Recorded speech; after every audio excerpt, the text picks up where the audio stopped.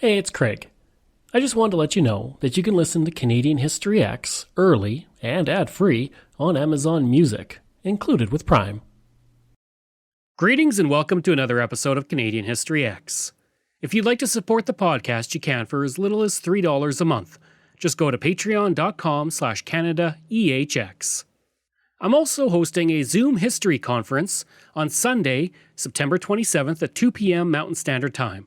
It's free, and it's all about the 1915 Edmonton flood. It's the worst flood in the city's history. It's a really interesting story, and the conference runs for about 40 minutes over Zoom. So if you'd like to register, just email me at craig@canadaehx.com. I'm going to play you a little song, and if you're of a certain age, it's going to bring back memories. Memories of sitting in front of the television, watching TV with your family on a Sunday evening before school or before work. It's a song known to millions of Canadians. So here it is.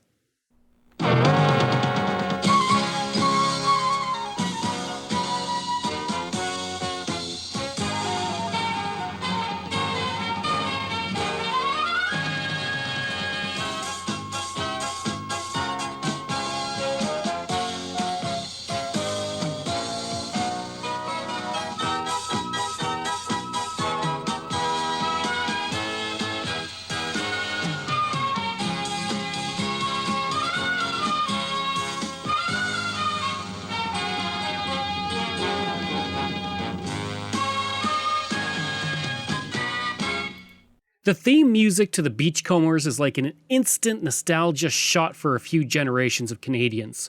It sparks those memories that I was talking about of Sunday nights, of television with the family, and the stories of Relic and Jesse, and Constable John, Molly, and of course, Nick. If you pitched it today, a story of a Greek man who salvaged logs off the coast with his friend, who was Indigenous with a grandmother and 2 grandchildren operating out of a cafe, it's unlikely the show would get greenlit. Not only was the show greenlit in Canada, it would go on to change Vancouver, the Canadian film industry, and it would become an integral part of Canadian culture. The Beachcombers is considered one of the greatest Canadian television shows in history, and one of the longest-running Canadian shows ever with 387 episodes. It was a show ahead of its time, with its portrayal of Indigenous characters, a focus on the environment, and an ensemble cast of characters that would shape future Canadian television all the way to 2020. Today I'm looking at this show that went from being a show that people enjoyed in the 70s to a part of Canadian culture and an iconic piece of Canadian television. I also have interviews today with Jodie Franklin, who runs an art gallery in Gibsons, Nancy Chappell-Smokler, who played the original Margaret on the show, and Jackson Davies, who played Constable John Constable in over 170 episodes. I'll also have some archival audio and bits of behind-the-scenes stories from David Kroll, who is a town councillor in Gibsons, but worked on the show for over a decade. The history of the Beachcombers begins with a show called Adventures in Rainbow Country, which was a family adventure series made by William Davidson. This series followed a single mother, her son, and her son's Indigenous friend on their adventures north of Lake Huron. Due to changes in leadership at the CBC and conflicts with the Manitoulin Productions, which was run by Davidson, funding was pulled on the project. Everything changed when the show hit the airwaves and earned 4 million viewers, second only to Hockey Night in Canada. Without having Adventures in Rainbow Country, but seeing the public's appetite for that type of show, the idea to create a similar show but on the West Coast was born. CBC envisioned a show that had a single mother, a father figure, and 3 children, one of whom had to be Indigenous. Phil Keatley was assigned to the project, and he began working with Mark and Lynn Susan Strange. Their first idea of a show set during the Great Depression was rejected, and they had 2 weeks to figure out an alternative. One day while walking on the beach together, the Stranges saw some people beachcombing, which is salvaging logs and selling them. They were intrigued by the job, and they came up with a show titled Molly's Reach, which would focus on a Greek character and a single mother named Molly who ran a cafe. The idea was accepted, but CBC changed the name to The Beachcombers. CBC's story editor Susan Finley went to Vancouver to oversee the writing and would replace the Stranges, who left early in production but would return later in the show's run. The focus of the show was on a wholesome environment that the whole family could enjoy, empathy for outsiders who came to the community, and a respect for the natural environment. Storylines tended to be comedic at first, and with the development of the show beginning, the characters being established, work began to cast those parts. Bruno Gerussi was a well-known stage actor and a radio show host in the country. He had performed at the Stratford Festival in the second season of the festival's run, and in 1960 was in the role of Romeo at the first production of Romeo and Juliet at the Stratford Festival, and he would take on the part of Nick Adonitis, the Greek-Canadian beachcomber and the father figure of the series. Bruno was interviewed in 1961 by CBC, long before the Beachcombers, when he was an up-and-coming stage actor. Is this your first beard? I grew this a couple of months ago for a show I did at the Crest, and then I had to shave it off. And I don't know, I started looking in the mirror and it started to get to me, you know, my kids liked it, so I grew it back for this thing. You know? There's an old expression when you see a beard, you used to holler beaver, you know, and do something like this, and I can't remember what it is now. I don't remember that. What about this summer for you in Stratford? I'm going to Stratford. I'm going to play Macduff in Macbeth and Ariel in The Tempest. Looking back on two of your performances, one would be Peer Gynt and the other would be Romeo. Would you say that these have perhaps been your highlights in the last few years? Yeah, certainly in terms of what one has been able to do as an actor, in terms of stretching yourself, you know, particularly Peer Gynt, it was the first big, heavy role, you know, not dramatic, but a big role that I... Very demanding role. Yes, and in terms of the classics, a marvelous part. That was, you know, something that obviously was a big thing for me, and so was Romeo, although just recently I did a play at the Crest that I think I enjoyed almost as much, the Zeus story. Again, a part, not in the same sort of scale, but a marvelous kind of part, you know. Bruno almost made it into Camelot down in New York. Yeah. Tell me about this, Bruno. Well, I got a call from the casting people in New York. They knew Douglas Campbell, and they were running around looking. You know, they want everything. They want a guy who's going to boost the show, and they want him for no money, and they want everything. So, and a guy who can play the part. So Campbell said, well, I'll get Gerussi. He can do it with his eyes closed, you know. But he's, you know, you're not going to get him for nothing. They said, oh, no. Anyway, I went down. They paid the shot. I had 5 marvelous days in New York, and I don't know, they said I was too mature for them. Well, it's pretty hard to replace Roddy McDowell, you know. Yeah. Look. To keep the sexual tension between Molly and Nick from occurring, Molly was rewritten as a grandmother rather than a mother, and Ray Brown was cast in the role. Brown was a veteran of radio and television and had done extensive work in both industries as well as voice acting, and she was a cast member at the first play, The Hostage, ever performed at the Vancouver Playhouse. Her grandchildren would be played by Bob Park and Nancy Chappell, playing the parts of Hugh and Margaret. For the Indigenous friend, Pat John was cast in the role of Jesse. This would begin a trend of the Beachcombers to have prominent Indigenous characters who are not portrayed as stereotypes. Relic, the rival of Nick in the beachcombing business, was caster Robert Clothier. Clothier was quite an interesting man leading up to his defining role as Relic. During the Second World War, he flew in the 408 Squadron of the RCAF, earning the Distinguished Flying Cross on December 5, 1944, for attacking heavily defended targets, described in his citation as, with great determination and by his personal example of courage, coolness, and confidence, has set an example which has inspired all with whom he has flown. He would be involved in a plane crash 3 weeks later while serving as an instructor in Boundary Bay, British Columbia. The crash would result in the death of 3 on board, with Clothier being the only survivor. He suffered a broken back and was paralyzed from the waist down for 2 years. He would begin studying theatre in England, return to British Columbia where he worked as a stage actor, sculptor, and painter. In the late 1980s, Robert spoke with a CBC morning show about taking the part of Relic and the lasting impact of the show. There's a very large hiss in this clip, and I did my best to get rid of it, but you can still hear it, so try and ignore it.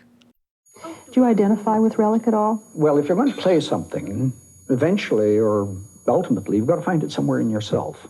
So there are certain qualities, nasty ones, that are obviously floating around in me that I pull out Did you ever think that Beachcombers would last as long as it has, 17 years? When it first started, I almost turned it down. Because I was waiting. Phil Keatley said, hang on a week for me, will you? Because, and I said, look, Phil, I'm turning down work. I can't afford to turn down work. He said, well, just give me a few more days. Just give me one more week. And so I said, okay, but after that, I'm afraid I just got to take other things because I can't afford to go on like this. And 3 days later, he phoned me and says, okay, we're going. Whoops. So you have no complaints about your life? Why should one have complaints about it? Complaints and things like that don't do you any good, and regrets are absolutely useless. So you always got to keep looking up there, not there, but it's from here on that you keep looking. If you don't, you're dead. So,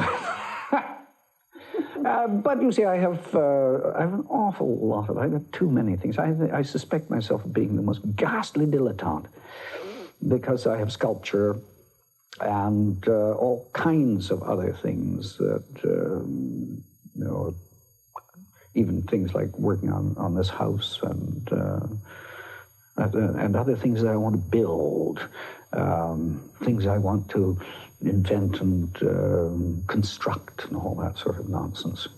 Think you might retire from acting just to do those things? I could, I suppose. But I'd go ghastly broke because none of those things pay any money at all. I'd be hungry in 5 minutes. Everything was in place for the show, and it would follow Nick and his business partner Jesse as they dealt with a wide assortment of things and scenarios, all while dealing with arch-rival Relic. The mother figure of the show would be Molly working out of her cafe, the centerpiece of the community. In that first season, Nancy Chappell-Smokler was cast as Margaret, as I mentioned, the granddaughter of Molly, and she would remain on the show for the next year and a half. Nancy relates.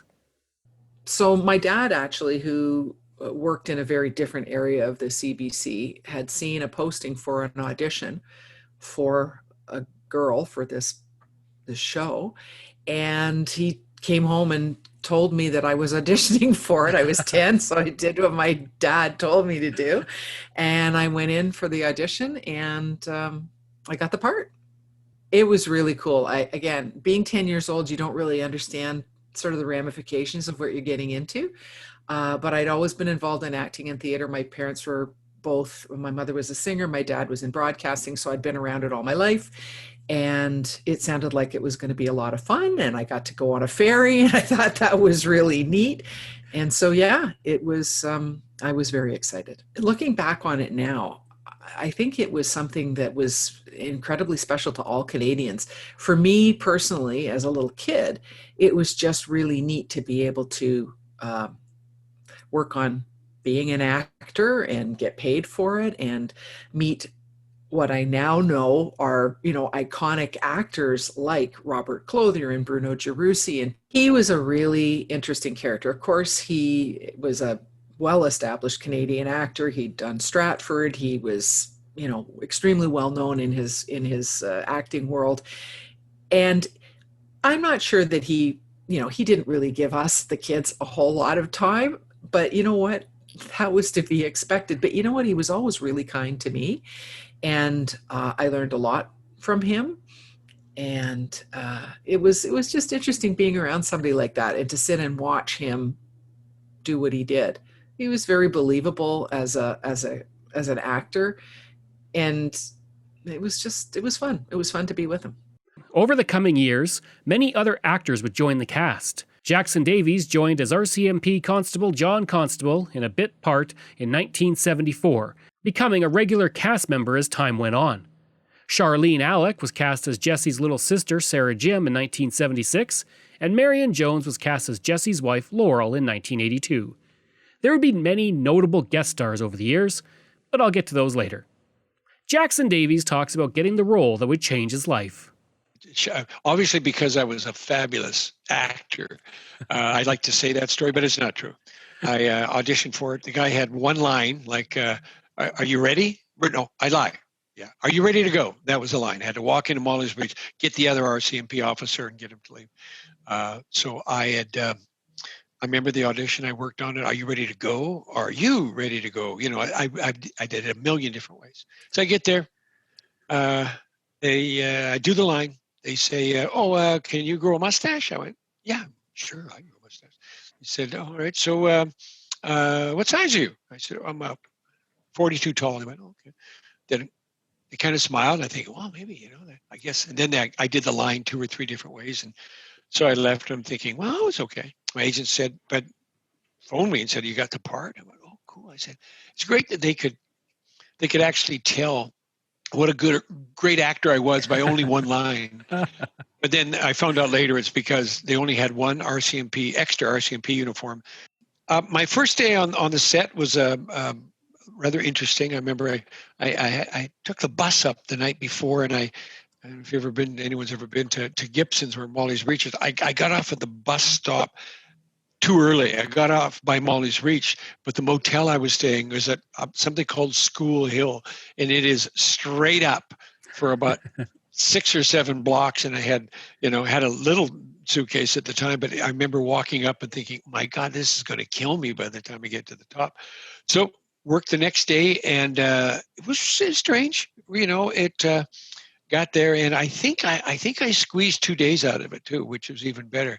But it was, I'd been on a couple film sets before.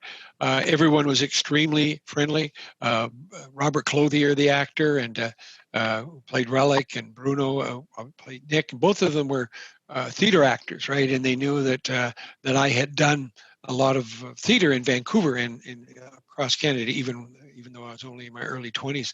So I'd worked with some people that had worked with them. So you have that kind of relationship where if they expect you're one of the tribe, they're kind to you, and they were. It was great.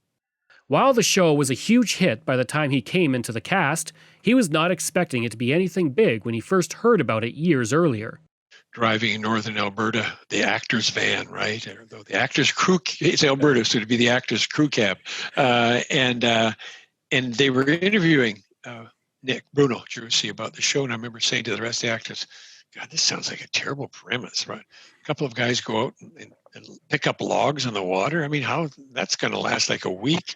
And then the next year I was doing that audition I told you about. So I think they didn't think it was going to go. CBC Toronto thought they wanted to cut it. They started filming in 71. They decided not to put on the episodes in 71. They tried some different episodes, and they honestly thought when they put it on in 1972 that they would just run out. They just wanted to run all the episodes and get rid of it. But after the first week, just something bizarre happened. And I think it may have had something to do with we went on Sunday, October 2nd, 1972, and Canada beat Russia in the hockey championship in that Thursday. So I think there was a kind of a sense in Canada about, wait a minute, we should be proud of who we are, what we are. And the quirky kind of characters kind of caught on with people. Now, I don't know whether it caught on in Main Street, Toronto or whatever, but it was a kind of a dysfunctional family. I mean, you had a Greek, you had a couple of First Nations kids, you had a single grandmother raising 2 orphans on their own, and you have this really bizarre group of characters and this crazy character who is just a scoundrel. And for some reason, those characters kind of resonated with Canadians. I think maybe it's because of small town. You take a look at the history of Canadian television, and the shows that seem to be extremely successful are the ones on the fringes, whether they're Corner Gas or Schitt's Creek or Beach or something else. The shows, even Heartland, is doing so well. It's not downtown. It's kind of on the edge of this crazy country that we have, and the characters. It's all about the characters adapting to the world that they're in. I honestly didn't think it would certainly go 19 years, which is still the longest running half-hour show in Canada. Through it all, Nick would be the heart of the show, surrounded by strong characters whose backstories and characters grew over the course of the show. The show would become a mix of character, physical action, comedy, and location filming. It would be no surprise that when Jody Franklin planned the art show focusing on the Beachcombers in 2020, Relic and Nick were the two most common subjects immortalized by artists in their work. Yeah, I think the iconic images of both Nick and Relic seem to inspire the most in people, because we did get a lot of images of them as compared to everybody else. We do have a couple of paintings of Molly's Reach, and then there are some sort of landscape paintings of the area, of Howe Sound, that sort of thing, the water, the mountains. But yeah, it would seem that both Nick and Relic were the ones that inspired the most in the artists that participated in the show. While it was often a normal day for actors, those behind the scenes like David Kroll had to find solutions to many things in episodes. 10th season, 9th season? The show was pretty well running itself. It was, we sort of jokingly used to say it was like being paid to go to camp. I worked in the art department, so, there are people who think, Beachcombers was a simple 8-hour day, and it was sort of an 8 to 10 hour day for those in front of the camera. But for those behind the camera, the art department was known as first in, last out. So, we would go in, pre-dress a location, we'd be servicing the location all day, and then at wrap, we'd be striking it out. And quite often prepping the next day's shooting. So, 14, 16-hour days were not uncommon for the art department. It was, people don't really realize, and people in the film industry today are totally spoiled. We were on a tight shooting schedule. We were shooting an episode every 5 days. We were usually in pre-production for the next upcoming 5 episodes. So, you had a lot of balls in the air, and, it was pre-days of cell phones. People used to say, how did you guys manage without cell phones? And I just replied, we were organized. You had to be. There was nothing more humiliating than being out on set and the director would turn and say, oh, have you got something we could use for this? And if you didn't have something you could pull out of your hat, you were, it was embarrassing. So we tended to over-prepare. The director said he was only going to shoot, 90 degrees that way. We would prepare for 360 because we knew they'd change their mind. With 125 people, you just don't have the feeling of family that we did with Beachcombers. It was, and, everyone looked out for one another. Bruno, may not have been the easiest person to get to know, but once you knew him, you couldn't have asked for a better friend. Mm-hmm. Robert, an amazing performer, and there were a lot of subtle things that went on behind the scenes that probably a lot of people don't know. Robert would get a script and he'd come into the art department and say, hey, I've got this thing, I'd really like to, take it up a notch. Mm-hmm. And, we'd bend over backwards to do stuff for Robert to make it happen.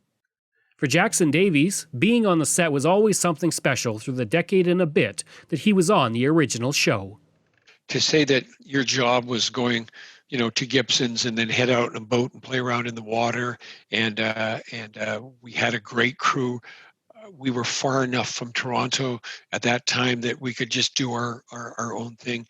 We didn't have long hours. It really was a little bit of it seemed a bit, probably sounds terrible to say this, it seemed like you were on a holiday. Not quite a long way away from Vancouver, mm-hmm. but enough that it's that ferry trip is a gorgeous ferry trip, but it's only 45 minutes long, right? Mm-hmm. And you feel like you're in a different world. Gibson's would be chosen as the filming location for the show, and 8 episodes would begin production in 1971. The restaurant of Molly's Reach was built into a vacant liquor store, with the character of Nick living in the same building, and his log salvage business being operated out of the building as well. In an interview in 2012, John Smith, the grandson of the man who built the original Molly's Reach structure, stated, "It wasn't Molly's Reach then, it was vacant. It was at one time a second-hand store, a general store, it became a hardware store, then a liquor store. The liquor store had just moved out, and these guys were interested in using it as the main setting for the show. I was a beachcomber in those days, and they wanted to rent some boats and stuff, and we owned the marina, just below Molly's Reach too. They liked the look of the boats, so that was the start of it." Smith had believed it would be a short job, but the show would go on to exceed all expectations. The Persephone was the main starring boat of the show, but Relic's boats were also well remembered by the fans. Highballer 1 was used in the first season, and it was smaller than the second boat, which was used from the second season onwards and called Highballer 2.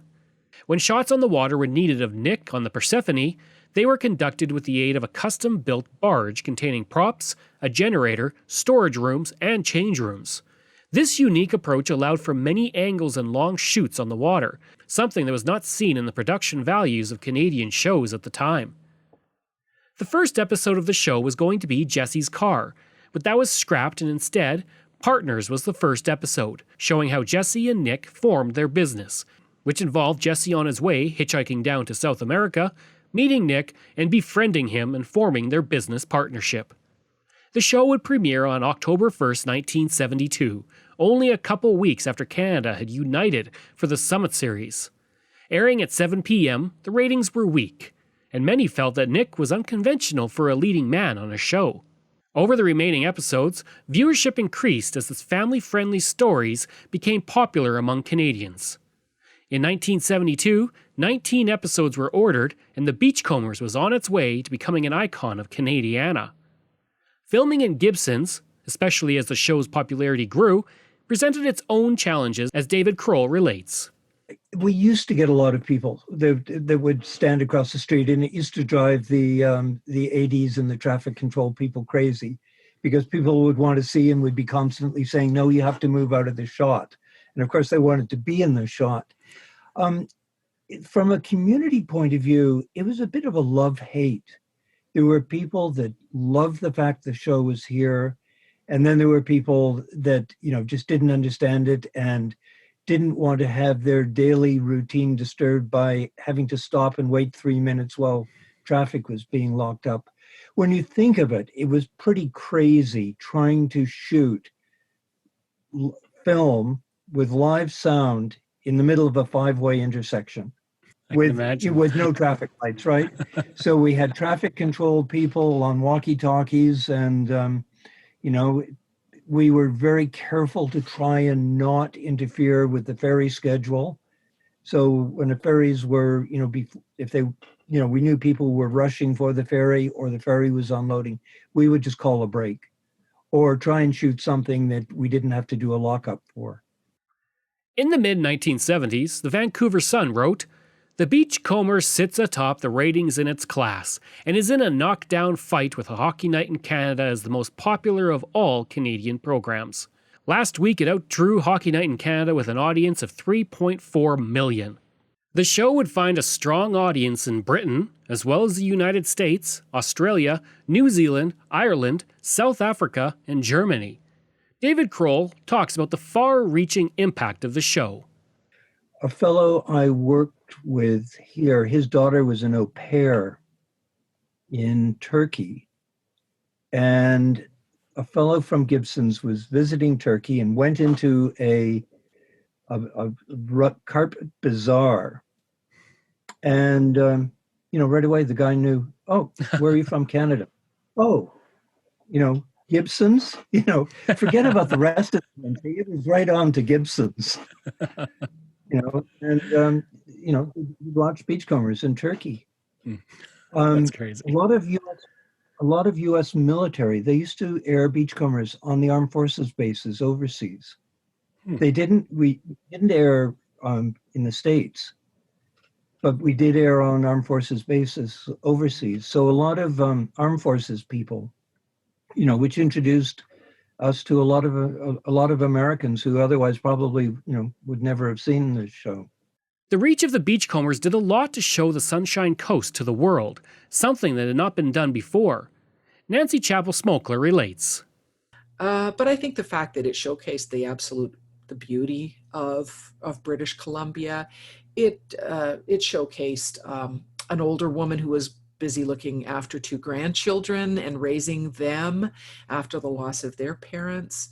And the fact that it included a variety of characters from very young to very old. We also employed a lot of really sort of older actors, and sort of now being an older actor myself, I'm really grateful for shows that do that aren't ageist. So we had people like Frank Wade, who played Colonel Spranklin, and Reg Romero, and people like that, and of course Ray Brown, who played my grandmother Molly. And so it was a nice mix of people. And oftentimes television, certainly in this day and age, it tends to focus, well, it can focus a lot on sort of younger characters, and that the nice juicy storylines often go to younger characters. But it was quite, I think, if the right word might be, ecumenical in terms of how it spread across all ages, all backgrounds, cultures, languages. During these years, the show was a fixture for Sunday night. At 6 p.m., The Wonderful World of Disney would air, then The Beachcombers and its iconic theme song would come on, and families would be transported to beautiful British Columbia. Jody Franklin, the owner of that art gallery in Gibsons, speaks about how the show impacted him growing up. Thinking back to it, like, I used to actually, when I was a kid, I would take my Star Wars figurines and my Archie digests, and I'd use Han Solo as Nick and an Archie digest as a book, and push it across the floor kind of thing. So I don't know, there was something about it, maybe the fact that it was a kid-friendly show, maybe the fact that it was one of the only Canadian shows that could reach sort of all generations, and everybody seemed to have something that they could identify with it, I suppose. But yeah, I don't know. Like, I was born in British Columbia. I ended up moving back here as a teenager, and there might have been some sort of yearning to be back, near the mountains and the forests. But I think the landscape definitely played a big part in it. In 1978, the Strangers returned to the show and would write 70 episodes. Jerussi would also go on to direct several episodes as the series went on. Over the course of the show, the cast of characters generally stayed the same, with very few departures. Ray Brown would leave the show in the mid-1980s after she retired from acting. In 1988, Janet Lane Green was cast as Dana, a single mother out of Toronto who bought the cafe and moved in with her son Sam.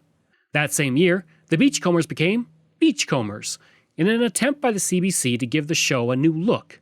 The theme song was also replaced with a new theme that nearly everyone who liked the show hated.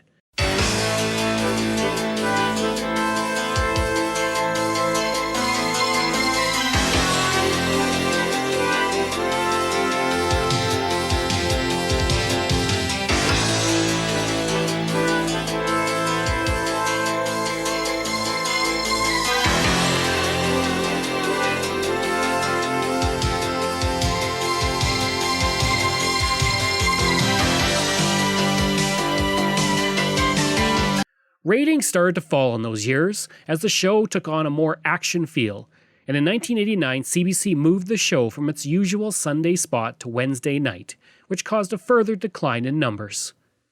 The last episode of the show would air on December 12, 1990, with Jerussi saying the last line of the show, "We gave them a run for their money, didn't we?" Here is the news report from that fateful day, July 30th, 1990, when the show shot its last episode. Gave them a run for their money, didn't we? There was a double meaning in those final lines of one of the longest-running shows in television. And it certainly was not lost on an emotional crew during the last few moments of Beachcomber history. Those hugs and kisses represent years of friendship and work, the impact of which has been felt around the world. Beachcombers has been shown in over 40 countries. ¿Quién estará metiendo mano a los camiones? El operador de la grúa nos mataría a todos jugando. But for all its laurels, the show had a somewhat shaky and modest beginning.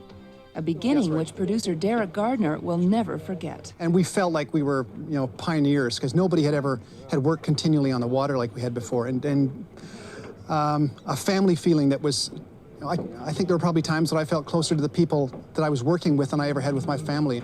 There were no secrets. You knew everybody else, and you knew them right down to their soul. It's a very strong feeling. Just take some pictures. Stop talking.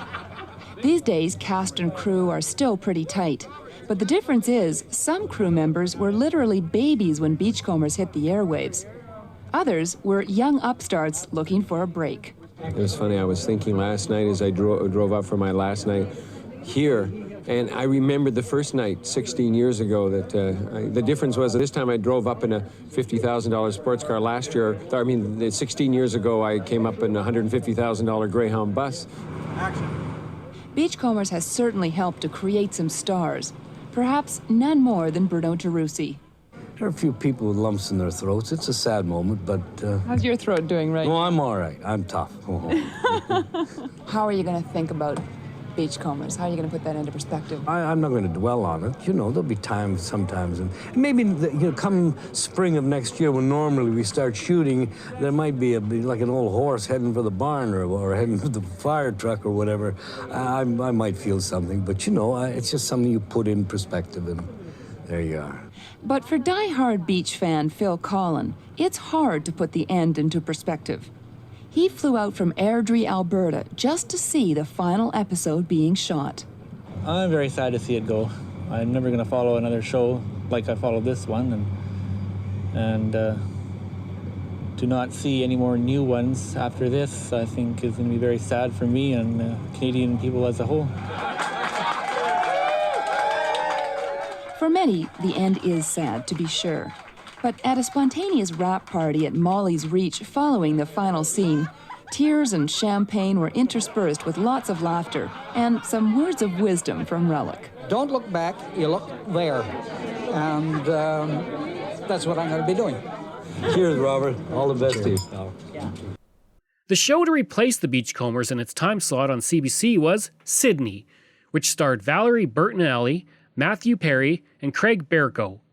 Never heard of it? It's because it ran 13 episodes. Now let's take a break from talking about the Beachcombers to talk about podcasts. And I've been listening to podcasts for a very long time. And one genre that I've always really enjoyed is true crime.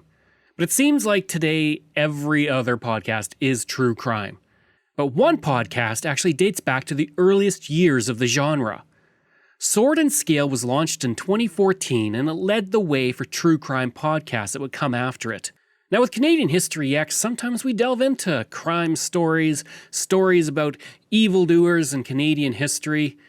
But for a really good podcast that takes a deep dive into the stories of the evil that lurks among us, there's Sword and Scale. Sword and Scale is the longest true crime podcast that combines 911 calls, interrogation audio, and more to tell the real stories that make you sleep with the lights on. It's hosted by Mike Boudet, and he narrates each episode to immerse you into the story. His podcast reminds us of the lessons of George Romero and his Walking Dead movies. The real monsters out there are people, and this podcast expertly relates those stories about the truly evil that walk among us. Sword and Scale is available bi-weekly on Apple Podcasts, Spotify, Stitcher, iHeartRadio, TuneIn, and wherever you listen to podcasts. Subscribe today and leave them a review. That's Sword and Scale, also available at swordandscale.com. Subscribe today and give it a listen. Sword and Scale, proving that the worst monsters are real. So with a show that ended 30 years ago, why am I talking about it now? Most of the people listening likely weren't even alive, or they were very young when the show ended. As for myself, I was 10 years old when the show ended. Well, I'm talking about the show because not only is it a part of Canadian history and our culture, but it was something truly unique. It was the first Canadian series that did not follow an American model. It gave a regional slice of life, and it depicted a blue-collar work that was rare on television at the time. It was also set in BC rather than filmed in BC and pretended to be a different location. Its use of Indigenous elements was also rare, featuring many storylines that looked at Indigenous issues using Indigenous actors. Above everything, the way the show highlighted the Indigenous was exceptional for its time. In talking with those who were influenced by the show or watched the show, its use of Indigenous actors and storylines was ahead of its time. Jackson Davies, Nancy Chappell-Smokler, and David Kroll relate. The strange thing is when you think of Canada and what our show was about, especially with our Indigenous characters, and how I had this great relationship with all the characters in the show, whether it's Sarah, the young girl, or obviously Jesse, and now when you look back at it, it's one of these things you go, were we telling Canada what it was really like in Canada, or were we? So you look back and you think, okay, we'd get lots of wonderful feedback from Indigenous people that would say that it was great watching the show, that for the first time they could see someone who looked like them on television. And this was a scoop generation too, right? Mm-hmm. So, and that was great for Charlene and Pat John and Corey and the rest of our Indigenous actors, that there was something that someone could look at and say, that's me up there, as opposed to, hey, we're from a generation of a lot of old white television. And I think that's, I guess that's a kind of a two-edged story about we were doing those things. I was looking at an episode the other day that had us, there was, it was when we were introducing a female RCMP officer, which was a kind of an interesting thing at the times. And this was, I'm thinking the show was 78, right? So we're talking a fair bit of time ago. And the show opened with someone unveiling a statue of someone. And we find out during the show that this person was extremely unkind to Indigenous people in the community, right? Kind of like, what we're seeing today. And then the statue disappears, right? So I'm thinking, this is 78, and we're doing something that people are talking about today. And every once in a while you go, wow. I mean, we did shows about land rights. Molly's Reach was on Indigenous land, and the lease was coming up. So it's, I think there was an attempt there to tell those stories, and I don't know how successful we were, but I kind of hope the intent was accepted in the right way. But the fact that we featured Indigenous actors throughout the entire 17, 18 years run of the show, and that Pat John, who played Jesse Jim in it, who was actually, if I'm not mistaken, and I think you can probably confirm this, but he was one of the last children to be in a residential school, and he came to us and became one of the most popular characters in the entire show.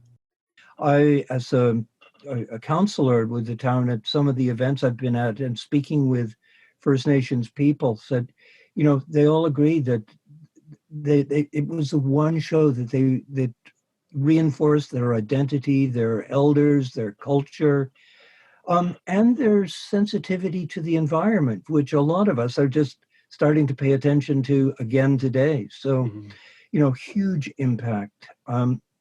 So I think it's really important that that aspect of the show be preserved, particularly during this era of reconciliation.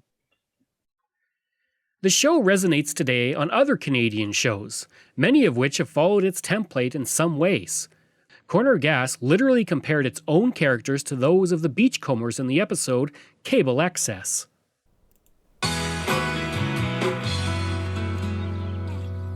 Hey, you ever notice how it's like the Beachcombers around here?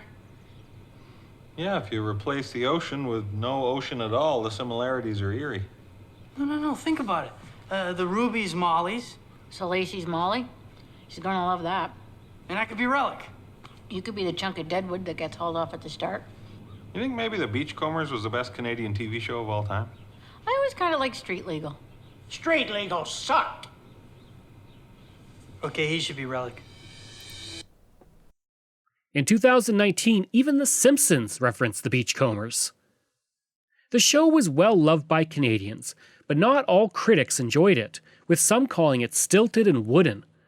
One interesting review came from Grant Lawrence, who called it the greatest show in the history of television, but added that it was about a Greek guy and his First Nations buddy driving around in their boat collecting logs. Every week for 20 years, it was like the Dukes of Hazzard on water and 100% Canadian. The show would make its cast members household names across Canada, especially Bruno Gerussi. One wonderful story I found from a local history book relates when Gerussi came to the community of Hussar in 1976 as part of a publicity tour he was on. Gerussi was familiar with the area as he was born in Medicine Hat, and a look-alike contest had been held in southern Alberta as part of the tour. The winner of the contest was a man from Medicine Hat, ironically. The community arranged to have the look-alike come to the community, and after some phone calls, upon finding out Gerussi was also in the area, they were able to convince him to join the festivities. Gerussi ended up riding a horse in the Summer Days Parade, giving delight to the people who didn't realize he was going to be there, along with the man who looked just like him. Here's a clip from Ontario from a contest in 1978 to find someone who looked like Bruno to appear on the show with him. Hi, I'm Bruno Gerussi. Hi, I'm Bruno Gerussi. Hi, I'm Bruno Gerussi. Hi, I'm Bruno Gerussi. We've been looking everywhere for somebody who looks like me. So here's your chance. If you think you look like me, send your picture to us, and you may win a part opposite me in the Beachcombers. Send your picture to this address. Gerussi Lookalike Contest, Beachcombers, Molly's Reach, Gibsons, BC, V0N1V0. Gerussi would become a major star in Canada thanks to the show. From 1975 to 1984, he would host Celebrity Cooks on CBC and then the Global Network. That show would run for 478 episodes, and it featured a pre-famed David Letterman, Margaret Trudeau, and even Jean Beliveau. One fan of the Beachcombers was Conan O'Brien, and he related a story that in the early 1990s, he was in Vancouver with his friend Greg Daniels, who would go on to make The Office. They were watching TV in their hotel room and became mesmerized by the Beachcombers. O'Brien would say it was about a bunch of guys picking up logs in water. And they were very interested and impressed with Pat John's character, Jesse, and they set out to find him. They quickly found his name in the phone book and called him, telling them they were producers looking for new talent. In reality, they just wanted to meet him. Revivals of the show would come, including The New Beachcombers in 2002, which featured Graham Greene, Dave Thomas, and Jackson Davies. It would return as another television movie in 2004 called The Beachcombers Christmas, and a documentary was released in 2003 called Welcome Back to Molly's Reach. As for Molly's Reach itself, that building still exists with the sign that appeared on so many Beachcomber episodes. The building was originally built in 1926 as a grocery store, and it served, as I mentioned, in various retail functions until it was leased by CBC. From 1990 to 1995, the building sat vacant until investors turned it into a functioning restaurant. Today, that restaurant might be one of the most famous restaurants not only on the Sunshine Coast, but in Canada. The building would be used again in 2010 when it was renamed Flynn's Reach for the movie Charlie St. Cloud, starring Zac Efron. In 2016, the Vancouver Sun called Molly's Reach the most prominent landmark in Gibsons. The Persephone still sits in Gibsons, next to Molly's Reach, and there's the hope of restoring the ship and having it as part of the local museum, which itself has a Beachcombers display. Jody Franklin and David Kroll talk about the lasting impact of the show on Gibsons. There's still people that come here from all over to actually sort of gawk at Molly's Reach, or, you know, there's the Persephone boat, which is right downtown here, a block away. They're actually going to be moving it to a new location soon because a developer bought that corner. But there are these couple of icons here that tourists still come to visit. And if you do a search online, you'll see pictures of people outside of Molly's Reach waving, or pictures of them with the Persephone, which was Nick's boat. So yeah, it still sort of resonates with people. And the house that Bruno Gerussi lived in is partially visible from the art gallery here. It's sort of on a cliff overlooking town. And so it's kind of a fitting spot that I can just sort of walk out the door, stand on the balcony and see across the water to Nick's house. Well, there was a thing, one of the local realtors put a posting on Facebook that he had the listing for the business, Molly's Reach, not the building, just the beach, the business. And the number of hits that got was amazing.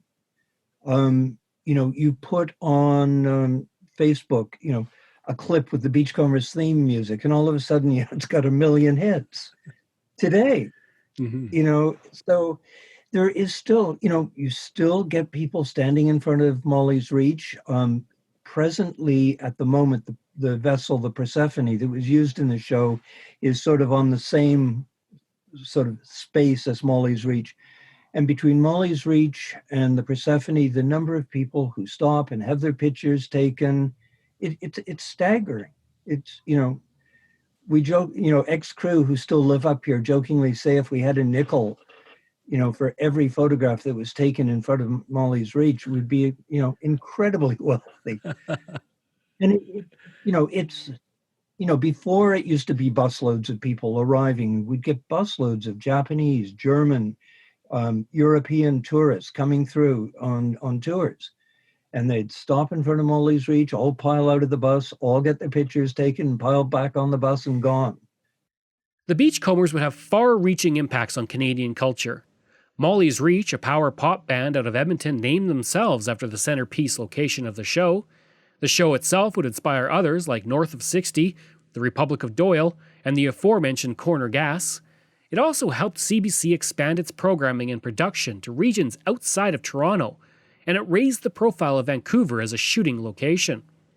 Vancouver was nearly empty of film and television productions in the early 1970s. By the time the Beachcombers ended, Vancouver and British Columbia would be known as Hollywood North, with such shows as The X-Files being filmed there. Without the Beachcombers, it's likely that would have never happened. Gibsons would benefit from the Beachcombers as well, even beyond the money that comes in from fans of the show visiting the community.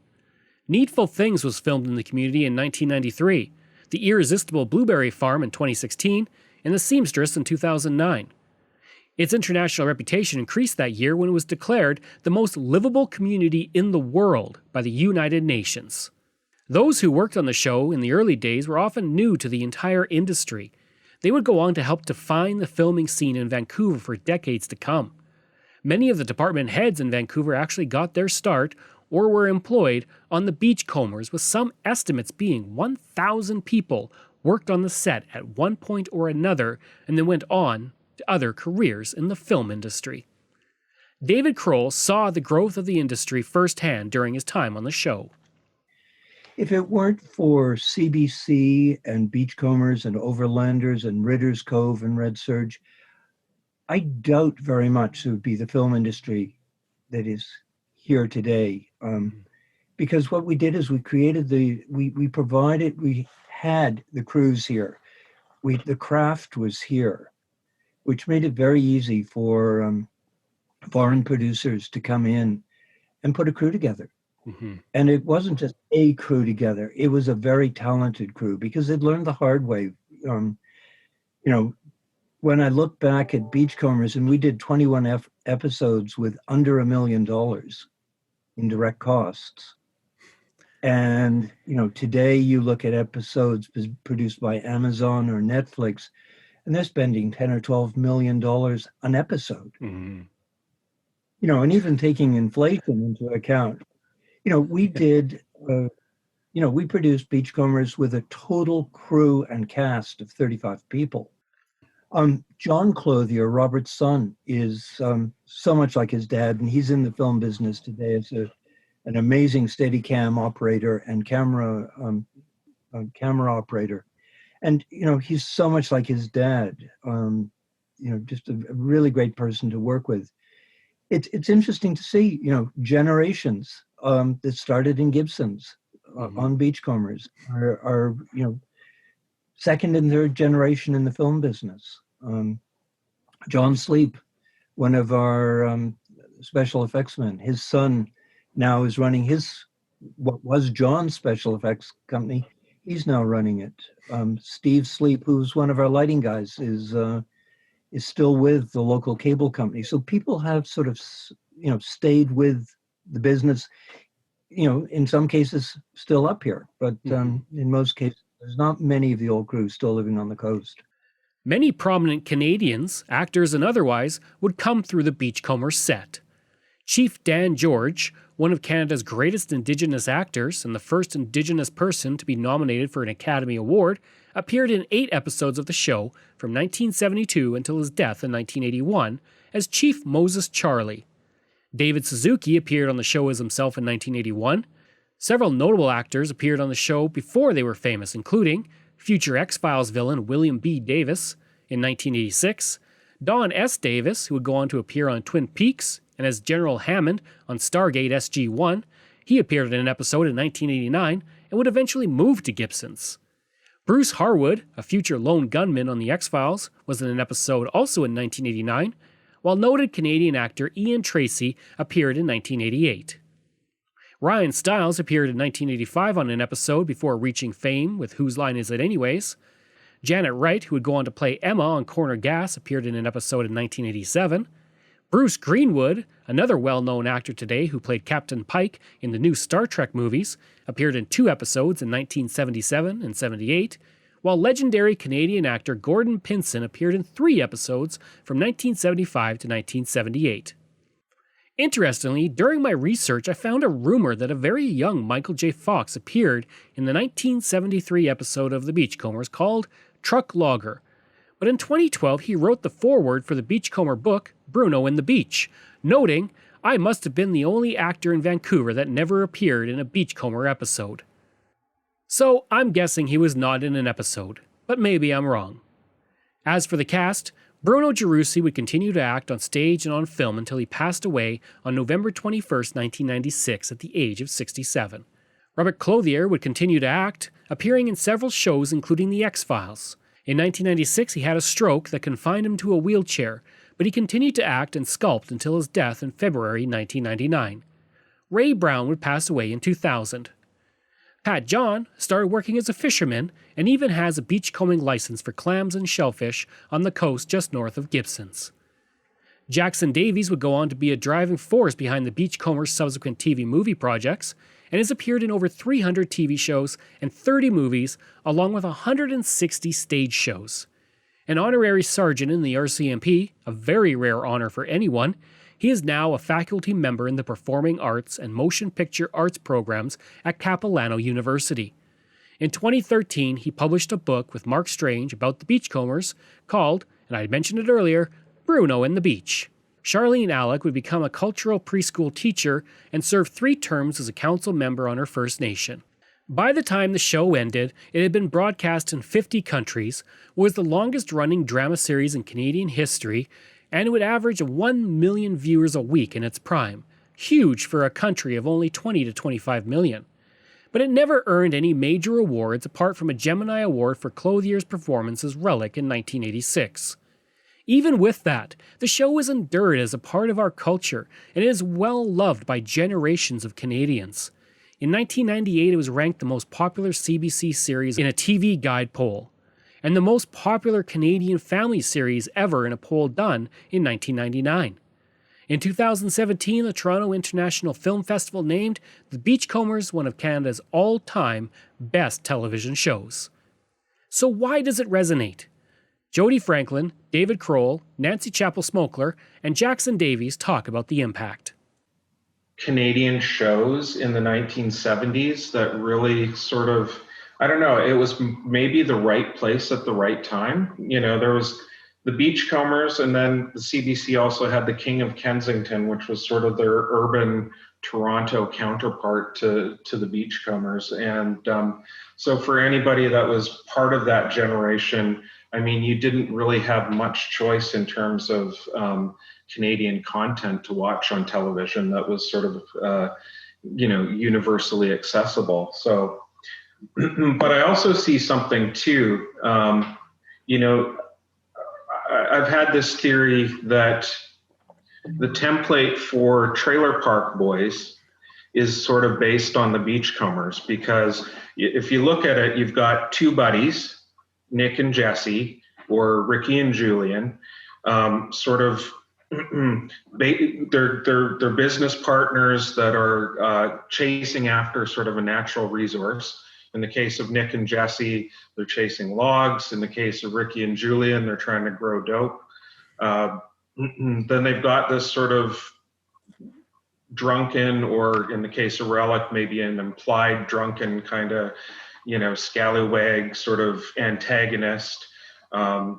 They both have the bumbling sidekick in Constable John or Bubbles.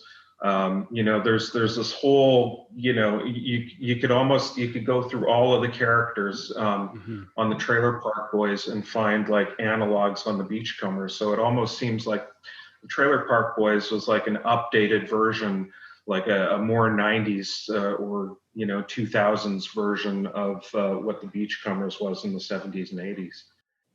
I think Beachcombers was a family show. It was classified by CBC as a kin adult show. So it was aimed at children, and, it was a family show, and families would sit there together watching the show. I think part of it was the tradition of watching. We touched, it was always a show with a moral, the good over evil. The good guy usually won out, although the guy who was purported to be the bad guy, I think, was probably one of the more lovable characters. People were very endeared to Robert Clothier as Relic. But it's a feel-good show. People, when we had our open house, or I would be back east with family watching the show, people would say, oh, I remember, we used to have a blender like that, or we used to have a toaster like that. Or it was just things that people could identify with. And the other thing that was really popular with the show, it's, a lot of people couldn't afford to travel. So it was sort of a window to our nation. I think one of the things that, drove the decline of the show was we had so many characters in it that it turned into talking heads, and we missed what we used to call the Antilles postcard shots. We sold scenery, and that resonated with a lot of people. Quite often, we'd get calls in the production office, wondering how we did the background. Was it green screen? Was it glass mat? No, it was real, and we played it up to the hilt. When Expo was on, Beachcombers was still happening. So a lot of people who came to Expo, because they knew the show from watching it in Europe, watching it in all these countries around the world, suddenly a day trip to Gibson's wasn't such a bad idea. And people would come up and, visit Gibson's. And to that end, a lot of, there's a company here called West Coast Log Homes. The fellows who originally started that company used to watch the show in Germany and, ended up here because of it. Mm-hmm. People who went into the RCMP because of Jackson. Beachcombers is one of those feel-good shows that people have a lot of very fond memories. Mm-hmm. As a kid watching the show before I even moved out here, teenager, my parents loved it. My dad served in the Forestry Corps in the Second World War, and he trained in British Columbia. And it was always his intention to retire out here, which is why I moved out here. And then my parents never moved out here. But my dad used to, just adore Beachcombers for the scenery and the characters. I think there's a bit of Relic in my dad. I think you're quite right. As a 10-year-old, I would have had I don't think any of us really had any clue how well entrenched it was going to become in the Canadian culture and in the Canadian psyche. But if you look at things like that Friends of the Beachcomber Facebook page and if you search the Beachcombers on Google, it's remarkable how it has it's taken a toehold, and it has just become such a a favorite around the world because we were sold to countries around the world, like Germany and Australia and different places like that. So it's a legacy. It's a legacy in a lot of different ways because it came on the heels of things like Rainbow Country, and there were other shows that came after it, like Danger Bay and things like that. But it's just been such I'm just really incredibly proud to have been affiliated with it, particularly in that first year, and to be able to say that I was associated with it. As I think anybody who was associated with it would say is, hey, this is really cool. I was on the Beachcombers. Hey, if Ryan Reynolds likes us, my goodness, you've made it when Ryan Reynolds thinks that we're okay. I think its relevance is seen in popular culture today. There's a lot of people my age who watched it, grew up watching it, and because it had such a long shelf life, that it lasted so long, and that it's come back in repeats, although not as far back as people like Jackson Davies and myself would like to see, it's still out there and people are still really jazzed about seeing it. So yeah, it's really neat to see that. And as I say, when I get on that Facebook page, or if people make the connection that it's me who was the original Margaret, it just makes you feel really good to think that people still care as much as they do.